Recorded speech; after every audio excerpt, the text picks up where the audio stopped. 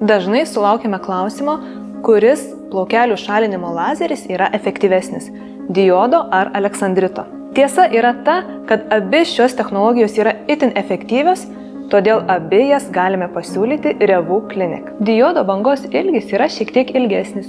Jis skverbiasi giliau į odą, bet beveik neveikia odos paviršiuje esančio melanino. Todėl diodo plaukų šalinimo lazeris yra šiek tiek saugesnis tamsesnės odos turėtojams bei mėgėjams degintis saulėje. Tuo tarpu aleksandrito banga šiek tiek trumpesnė, veikia labiau odos paviršiuje ir tinka pirmo bei antro fototipo turėtojams. Pagal mokslinius tyrimus tiek diodo, tiek aleksandrito lazerių efektyvumas yra panašus.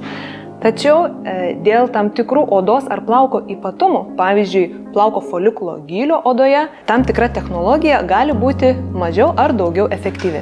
Todėl, jei išbandėte vieną technologiją ir stebite dalinį plaukelių ataugimą, rekomenduočiau išbandyti kito bangos ilgio lazerį maksimaliam efektyvumui pasiekti.